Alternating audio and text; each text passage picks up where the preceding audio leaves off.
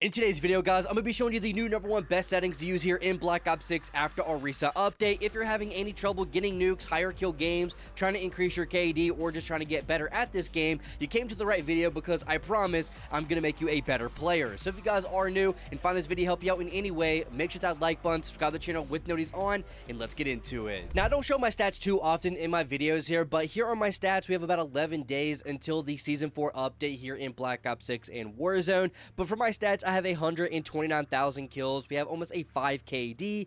My wins, I have almost 1,300 with a 1.56. I really don't care about winning or losing as long as I'm dropping high kill games or tactical nukes. That's all that matters to me. My highest kill game so far in this game is 317, and my highest gun streak without dying is 107. As you guys see in my stats, I'm a great player. I'm telling you the right things to get better, so you can trust my builds, you can trust my settings. I will make you a better player, I do promise. So now it's time to get into the best settings here in Black Ops 6 after our recent update, and we're going to start with our vertical and horizontal sensitivity here. Now, one thing a lot of people have trouble with here is your aim, centering and aiming. That's probably the main two things in this game a lot of people have trouble with. Now, the problem is so many people are changing their sensitivity constantly. One day you're on one, the other day you're on a different one, next week you're on a different one. You're not staying on that sensitivity to get used to it. Now, I will tell you, 1.60 to 1.70 are going to be the three best sensitivities to use. For me,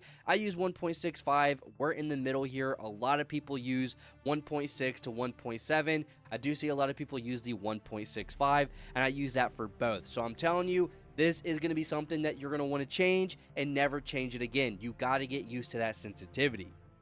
Now, dropping down to my controller vibration, we're going to have this off. So many things in this game causes a vibration, doors opening up, smashing open, grenades exploding, any explosion in the game, and your gun shooting. You do not want to be in a gunfight. Your controller starts spazzing, and it make you miss shots and lose that gunfight. So turning this off is going to make you a better player. You might have to get used to it. Maybe a day, maybe a couple minutes, maybe a couple hours. Once you get used to it, it is going to make you a better player. If you need help with any challenge in Black Ops 6, make sure to check out Damn Mods. They can help you with any challenge in the game, from game challenges, maxing weapons out, to even unlocking mastery camos. They are trusted by thousands of customers, and you can save up to $100 using code Paradox at checkout. Link will be in the description.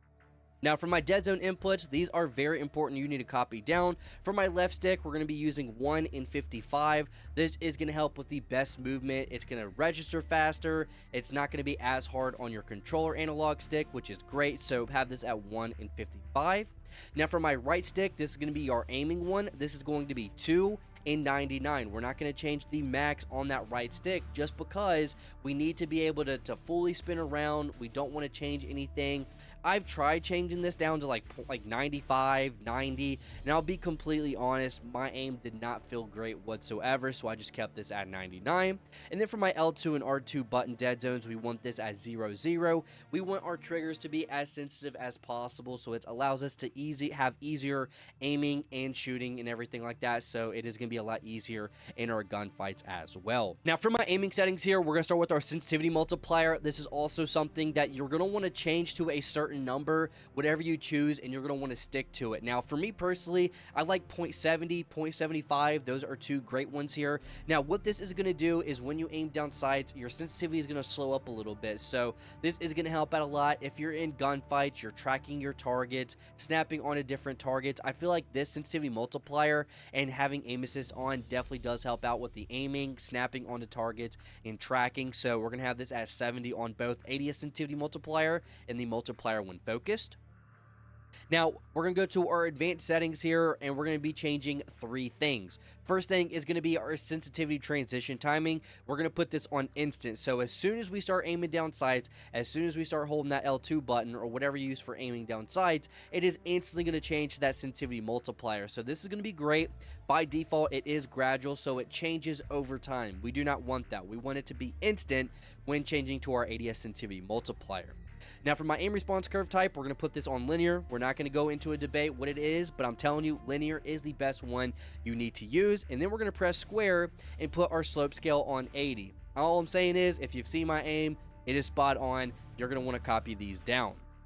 And then this is probably the most important thing here that you need to have on, that is target aim assist. If you're on a controller, you need to have aim assist on. I don't know why you'd play without it off, but I'm telling you, aim assist, sometimes some of these settings can turn on and off, but make sure your aim assist is on. And then also we're going to go to our motion sensor advanced settings here, and you're going to want your FOV sensitivity scaling off. This is going to help out a lot with our the censoring and everything. When aimed down sights, you do not want the sensitivity to change whatsoever, so make sure to have the FOV sensitivity scaling off. Now, for my movement, we're going to have our tactical sprint assist on. We're going to press square, make sure our delay is at 0. We're going to have our sprint assist sideways and backwards on. This is going to allow us to run backwards and run sideways a lot easier, and also if we're trying to dive backwards, frontwards, sideways, whatever it may be, that's going to be a lot easier on us as well. Now, what we're going to do here next is go to our corner slicing. This is going to help out a lot. If you're looking around corners, it's going to make you lean over, but it doesn't show on the other person's screen that you're shooting at. It doesn't look like you're leaning over. So I like to call these free, easy, cheesy kills. If you're in a spot where they can't see you and you're leaning over, just getting so many easy kills, that's what I like to call the absolute cheese. Now, for my slide and dive behavior, I like to have this on tap to dive. Depending in like situations, if I need to get out of a gunfight really quick, or a grenade's about to explode or something like that, I can just easily dive by tapping my button whatever I'm using. I do have a paddle on the back of my controller here, so I am able to dive very easily out of gunfights, out of grenades, or anything like that, so that does help out a lot here. And then also what we're going to do is go to our movement advanced settings, and the only thing that I want you to change here, this really depends on what kind of movement do you use. Now, my main perk 3 is slipstream, so I never have a tactical sprint, so I have on single tap run, so I'm always running. It's easier for me to start a run. Single tap sprint is going to allow it to be if you're using tactical sprint a lot, so if you're using double time or something, this is a setting that you're going to want to have on. So it really just depends if you use the tactical sprint or don't use the tactical sprint. This just really depends on what you use. Again, with me using slipstream all the time, I don't have a tactical sprint, so I'm going to be using single tap run. Now, we don't have anything in the combat settings that we need to change, so we're going to our graphic settings here next, and what we're going to be showing off first here is your 120 hertz refresh rate. Now, if you have this, make sure to have this on. It is going to make your game so much more smooth. This is really important to have on. Now, for my gamma and brightness, I kept this at 50. We do not want our game looking any brightness in certain areas. We do not want the gamma up or anything like that. It does make the game look a little nasty looking, which we do not like. Echo mode preset, we're going to have this off. We really don't care. I think like this is a very pointless setting to have on. Now, for my quality, we're going to have our world motion blur, weapon motion blur, and depth of field. All of these 3 settings off. We do not want our game looking blurry whatsoever. Us spinning around, our gun looking blurry while we're aimed down sights. We do not want none of that. So these 3 things that need to be off. Now, for my fidelity cast, we're going to turn this on. This is going to allow our game to look sharper, look more clean and everything. And then the strength of fidelity cast is going to be 70. You do not want to go any higher than this. It will make the game look too gainy and then too sharp. So it is going to look a little nasty looking. So we do not want that, so we're going to put this on 70. No higher than that. Now, for my on-demand texture streamings, we're going to have optimize on, and for some reason, after this update, it doesn't allow me to show you the rest of my settings, so I really don't know what that is. If you can, have the cache size on the largest and no download limit, so you're always going to be downloading the best textures at all times. I really don't know if that comes into your storage and your internet speeds. I don't really know how much storage it takes up, but if you want the best quality in your game, make sure you have the optimize on. Texture, you want to have the largest cast, and you always want to be downloading those things, so that's very important.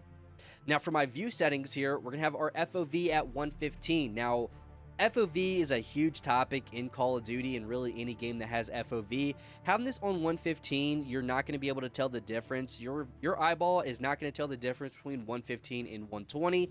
I don't like maxing these out because a lot of people like to say, you know, there could be some delay in that, so we don't want to risk that. So I just kept this at 115. Again, you're not going to be able to tell the difference. Now, this is really important. This is going to be our ADS field of view and weapon field of view. You're going to put this on wide and affected. Now, what this is going to do is when you aim down sights, the camera isn't going to zoom in, and also our weapon is going to look smaller. So if a weapon has a lot of muzzle flash, visual recoil, or recoil, it isn't going to be that bad. So if you have these settings on different than mine and you try to copy down a no recoil build, the visual recoil is going to be a little bit worse. The recoil and the muzzle flash can all be different because you don't have these settings on. So I'm telling you, these are very important that you need to change. And then we have our first person camera movement and third person camera movement. I know there was a glitch in Rebirth Island that allows you to go into third person, or if you use third person in general, just put this on 50% on both, just because it does make the camera shaking not as bad. So if you get like motion sickness or anything like that, this does help out a lot, just calming the screen down. The shaking isn't that bad. And then we're going into our audio settings. Really nothing I want to talk about too crazy much. I will say the only things that you should be able to hear is just explosions, operators talking, and gun shooting. That's all you should be really hearing in your gunfights and everything. So dialogue volume and effects volume, I just have it 100%. Now, audio mix, this is new for me. We have Sucker Punch on. I will tell you, my audio just sounds a lot better in my ears because of Sucker Punch. I'm hearing footsteps a lot easier. I can actually pinpoint where guns are firing at besides looking at the mini-map and everything. So this does help out a lot, staying alive a lot longer. Your awareness is going up. This is great on your ears, and especially if you're using a headset or some earbuds or something like that, this is definitely going to come in clutch. And if you want to know the headset I'm running, I am running the Astro A40s. And then also our hit marker preset, I use classic. If you want the OG Black Ops 4 hit marker sounds, I think they're some of the cleanest in Call of Duty history. Use classic. And then we're going to jump into our interface settings here. The first thing that we're going to talk about is our readability and our color customization. Now, what we're going to do is put our color filter on 2, the color filter target on both, and we're going to have both world and interface color intensity at 70. This is going to make the game look a lot better, more vibrant, more saturated, which is going to make the game look a lot more cleaner, which is great. Now for my gameplay HUD, we have our safe area. This is very important. You want this to be as small as possible. You do not want to have to move your head to look at the minimap, check your ammo and everything like that.